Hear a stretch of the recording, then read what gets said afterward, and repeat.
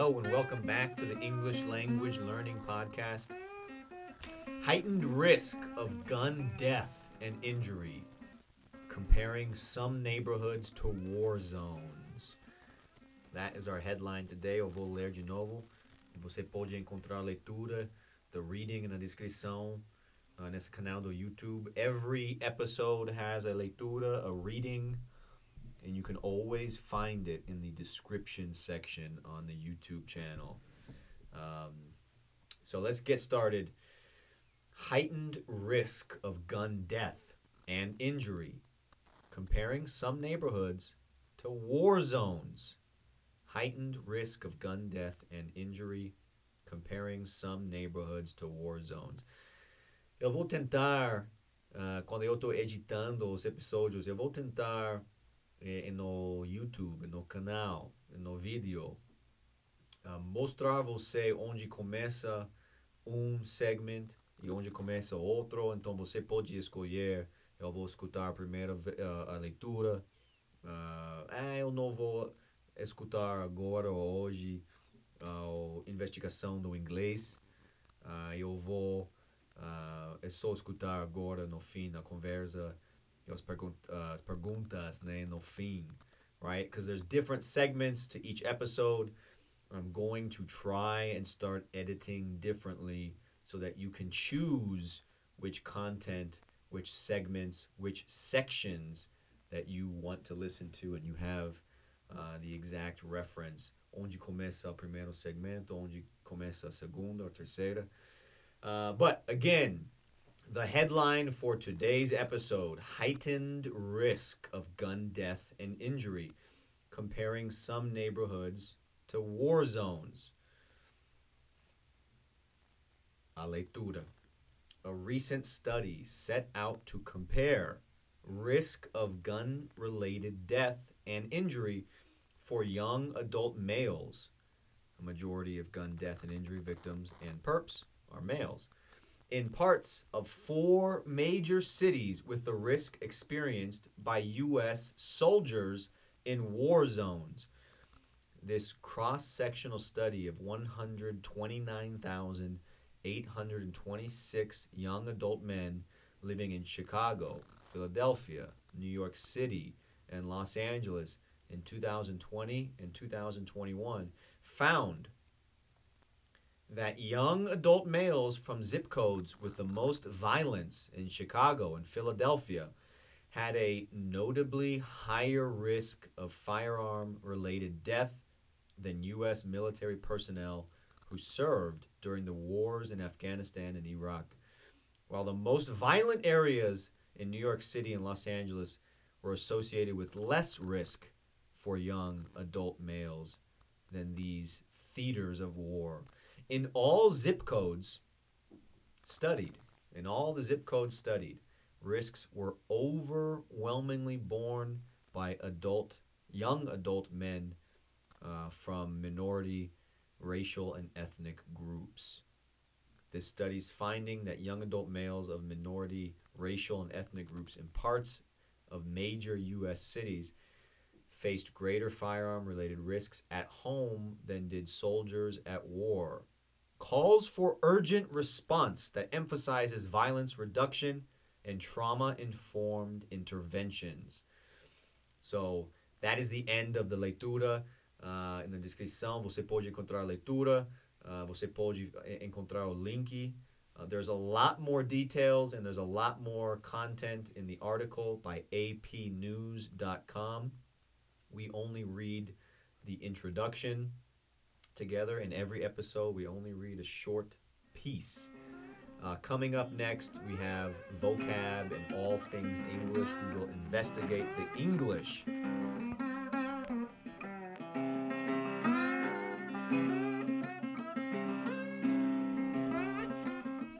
Heightened risk of gun death and injury, comparing some neighborhoods to war zones. Welcome back to the English Language Learning Podcast. Our episode today is focused on gun violence, violência das armas, feridas das armas, especificamente para homem jovem e adulto, né? Jovem mais adulto. morando em Chicago, Filadélfia, New York City, Los Angeles, e na cidade mesmo, nessas cidades, né? E o que eles encontraram? Eles encontraram que em algumas regiões dessas cidades, particularmente Chicago e Filadélfia, especificamente Chicago e Filadélfia, tem um risco significativamente mais alto de morte das armas nas cidades, em regiões e bairros em Chicago e Filadélfia, que os soldados americanos gringos lutando no Afeganistão e Iraque. E em todas as cidades, né, o risco de violência das armas foi sentido das pessoas, das homens jovens, minoridades, né, nos brancos, mas as pessoas de raças e etnicidades minority, people who are not the majority. So let's do the English though, and we'll come back at the end, the final segment for conversation about gun violence and injury and risk. Speaking of risk, heightened risk. Risco mais alto. In English, we have grupo de verbo com fim de en, right? Nesse sentido, nesse caso, temos a palavra H-E-I-G-H-T-E-N, to heighten. To heighten is to aumentar a altura de algo, right? Heightened com ed e mais alto. Mais alto. Risco mais alto de morte e ferida das armas. Heightened risk of gun death and injury, comparing some bairros to war zones. When I say war zones, zonas de guerra, literalmente, eu estou falando regiões onde tive soldados americanos fazendo guerra. So, to set out, the first sentence, a recent study, pesquisa recente, set out to compare risk of gun-related death and injury for young adult males or men. To set out to do something is a phrasal verb.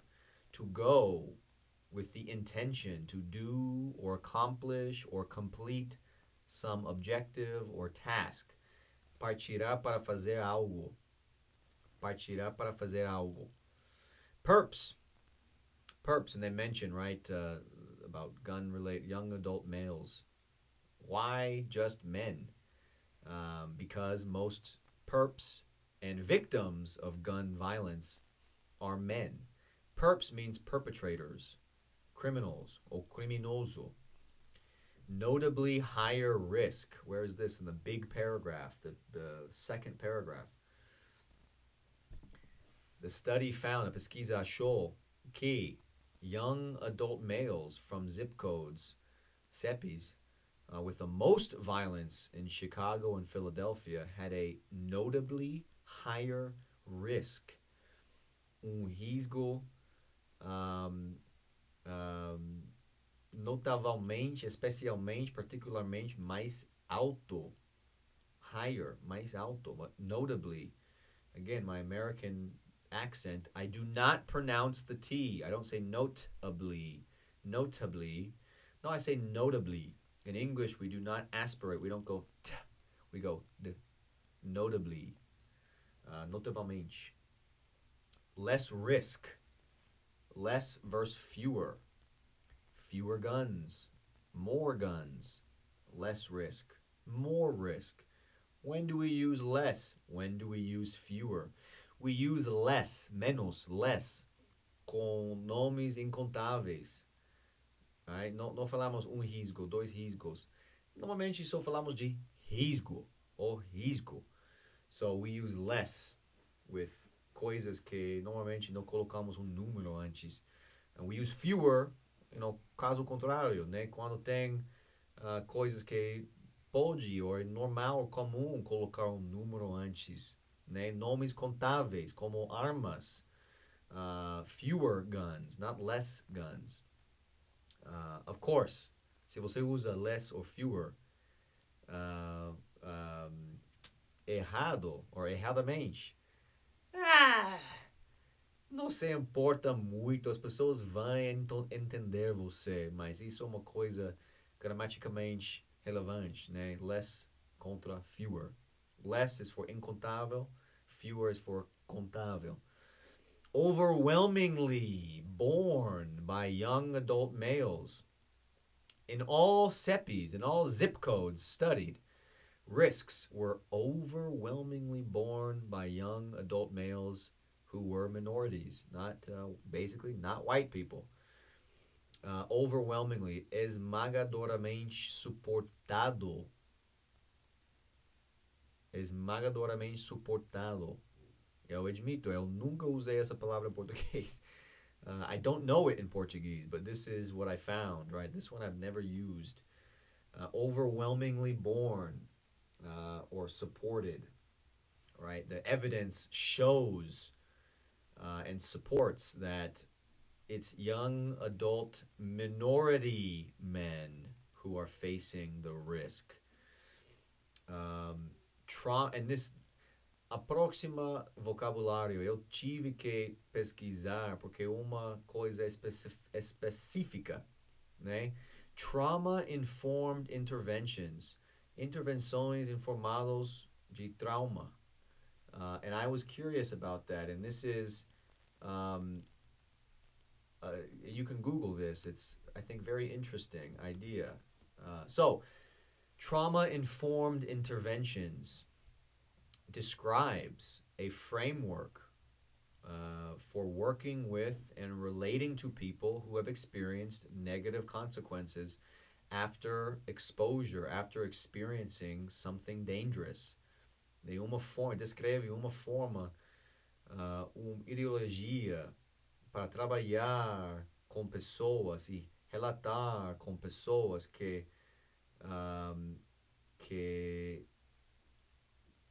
tive uma experiência negativa e consequências negativas depois de uma experiência perigoso, traumático, right? So it's not just about treating trauma, it's about how do you deal with people. If you are a boss, se você é um chefe e tem funcionários que são mulheres, que talvez uma mulher no seu trabalho, o seu companheiro, de novo, se você é o chefe, o funcionário tive trauma, uma experiência traumática e perigoso, como você pode trabalhar com essa pessoa melhor e relatar com essa pessoa melhor para aumentar a experiência dele, dela e de você, e da cliente, da empresa mesmo. So é mais holística que tudo, né? Que nada. It's more holistic. How do you talk and relate and work with people who have very traumatic experiences and very negative consequences? Very negative consequences because of a traumatic situation. And there is a big page on Wikipedia about this idea and this approach that I think is very interesting. But that is the last vocab word, which means questions and conversation in our final segment. And porque eu acho isso se importa a Brasil e se importam as brasileiros.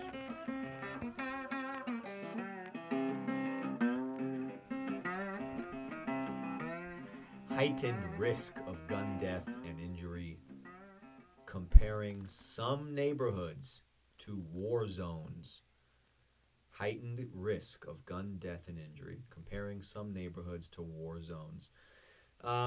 Before I ask the questions, we'll start with some conversation. Today is the 17th of April, 2023. I am looking right now on apnews.com, APNE, ws.com. The top story, and I'm not, eu não tô inventando isso. The top story right now is about a black teenager, um adolescente negro, que foi visitar um amigo. Foi na casa errada. E a pessoa branca dentro com arma baleou essa adolescente. E quando o adolescente estava no chão, he shot him again with his gun. So, a brutal murder que nos Estados Unidos não é classificado já de homicídio. Porque no estado que aconteceu, eles têm proteção, uma lei chamada Stand Your Ground, fica no seu lugar, mais ou menos a tradução é assim, que justificar esse tipo de comportamento com arma, que assume que a pessoa que está tirando não está errado de tirar, de usar a arma. If that sounds fucking insane, it's because it's fucking insane. The number 2 story. That was the first story. Black kid knocks on the wrong door, bate na porta errada, and he's dead. Or I don't know if he's dead. He got shot in the head and then shot again on the ground.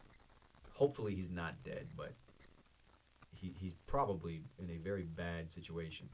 Number 2, shooting at Alabama birthday party kills 4 people.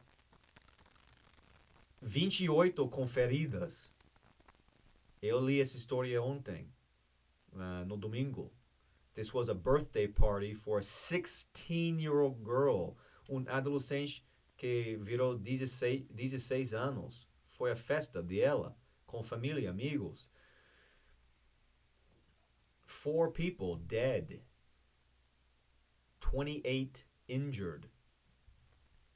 Na semana passada, foi 2 casos de mortes em massa.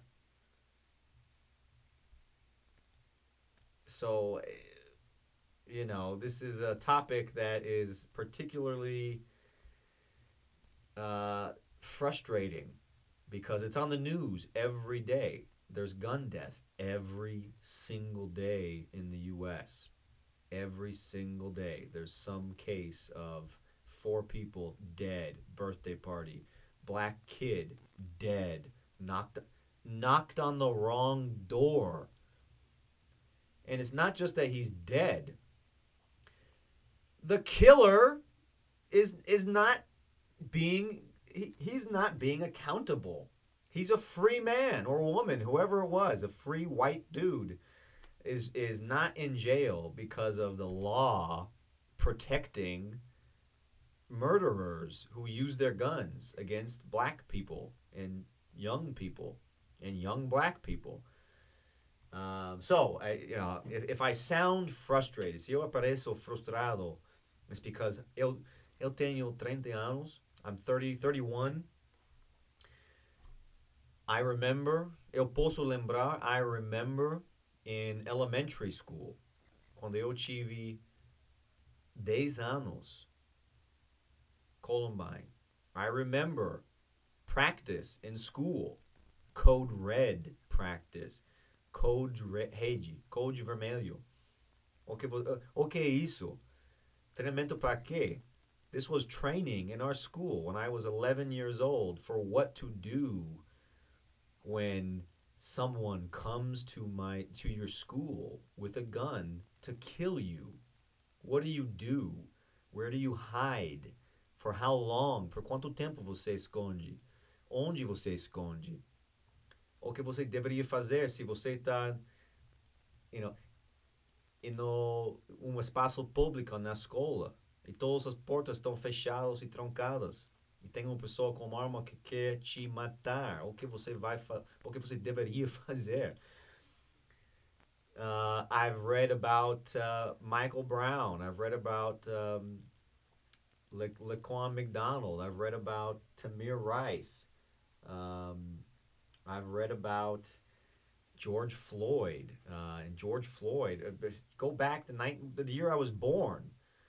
Um, there are so many names in my head of dead black, unarmed, dead black men and some women. Breonna Taylor. And there are many names in my head of white killers, men as well. Always men. This one is not sometimes women. Always men. Always white men killing young black people or killing 5 people in a church or killing 30 people in a gay LGBTQ plus nightclub or killing 22 children in school in Connecticut or killing 20 children in Parkland, Florida or killing 20 children in Uvalde, Texas or shoot a child shooting their teacher using their parents' gun. I'm 31 years old. This is the problem. It should be the problem of our lifetime in the United States, minus climate change and too much carbono no ambiente.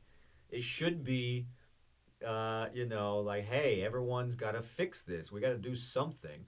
So if I'm frustrated, if I sound frustrated and tired of the topic, it's because I am, and I'm not alone. But let's do our questions. What do you think are some good solutions or ideas to reduce violent crime? I live in Sao Paulo. There are violent crime stories on the news. Tem histórias de crime violenta nas notícias todos os dias. Em todos os bairros. Alguns bairros bem mais que outros. Tem pessoas morando nesses bairros, fazendo vídeo da janela até a rua. Então a pergunta em português, o que você acha são algumas soluções ou ideias para reduzir crime violenta? What do I think are some good ideas or solutions to reduce violent crime? In no termo corto, in the short term, almost nothing. But not nothing, but if I'm talking about the United States, I would say gun control. Start trying to control or learn or at least study who has guns. Who owns a gun?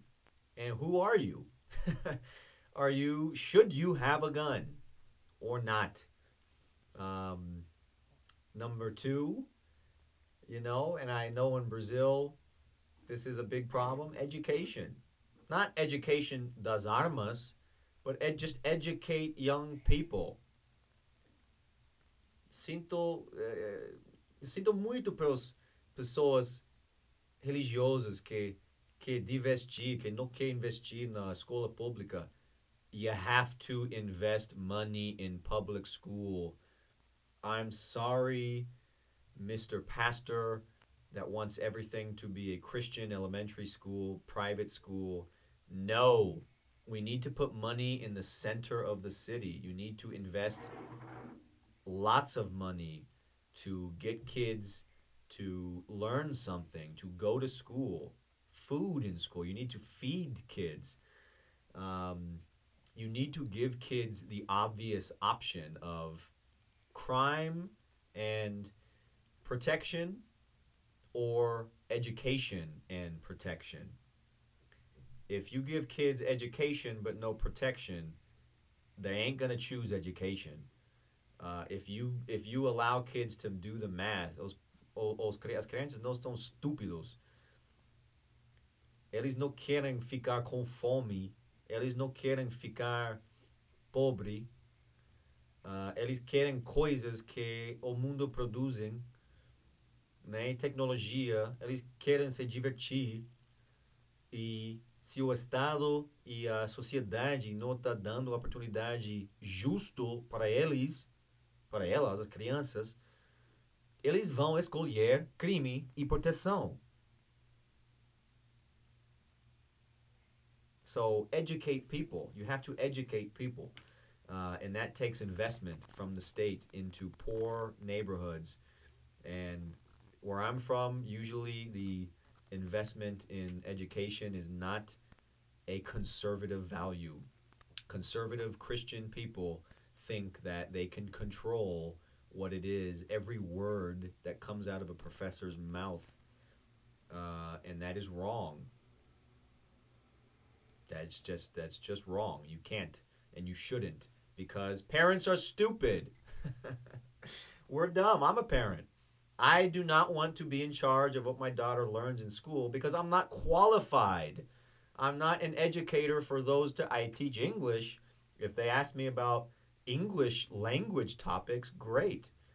Science and math? No, I'm not qualified or educated to be an educator for children in science or math or history.